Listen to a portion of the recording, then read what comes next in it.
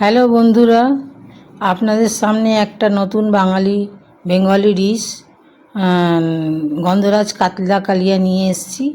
চলুন দেখাই কিভাবে করছি ওটা।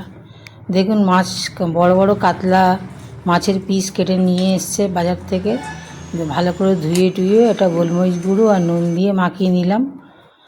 আর এবার পেঁয়াজ, এসব লেবু, এইসব এই কাঁচা লঙ্কা, আদা রসুন, পেঁয়াজ এগুলো সব বাটতে হবে।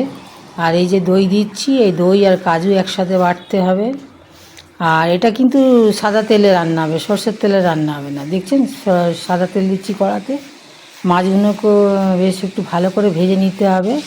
হ্যাঁ, এই যে মিক্সিতে দেখছেন আদা রসুন পেঁয়াজ বাটা সব পেস্ট করে এইতে দেওয়া হবে। এবার মাছগুলো ভাজা হয়ে গেল বন্ধুরা, দেখছেন এইভাবেই আপনারা করবেন। আর কাতলা কালিয়া একটু ফোড়ন দিচ্ছি, তেজপাতা গোটা গরম মশলা ফোড়ন দিয়ে ওই যে পেস্টটা করেছিলাম আমি, পেঁয়াজ আদা রসুন পেঁয়াজ বাটা আর রসুন বাটা, ওই পেস্টটা এই ফোড়নে দিয়ে দিলাম। সামান্য একটু নুন দিলাম আন্দাজ মতন, একটু ধনে গুঁড়ো দিলাম, একটু কাশ্মীরি লঙ্কা গুঁড়ো দিয়ে এবার একটু মশলাটাকে কষে নিচ্ছি। এই যে দেখুন, একটু কষে নেওয়ার পর তারপরে ওই যে পেঁয়াজ দই আর কাজু বাটাটা দিয়ে দিলাম। কাজু বাটা দই বাটাটা একটু নেড়ে চেড়ে নিয়ে একটু ওই মশলা বাটির জলটা ধুয়ে দিয়ে দিলাম। এইবার জলটা যখন মশলার এইটা দেখছেন, এরপরে রঙটা কিরম চেঞ্জ হয়ে গেল।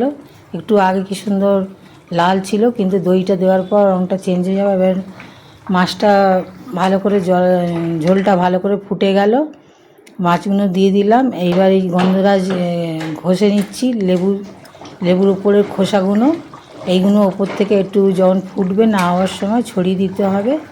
এটাই হচ্ছে গন্ধরাজ কাতলা কালিয়া। আর ওই গন্ধরাজের এই পিসগুলো একটু গার্নিশের মতন গার্নিশ করে নিতে হবে, সাজিয়ে দিতে হবে। আর এই যে চলুন, হয়ে গেল গন্ধরাজ কাতলা কালিয়া। আর থ্যাংক ইউ ফর ওয়াচিং।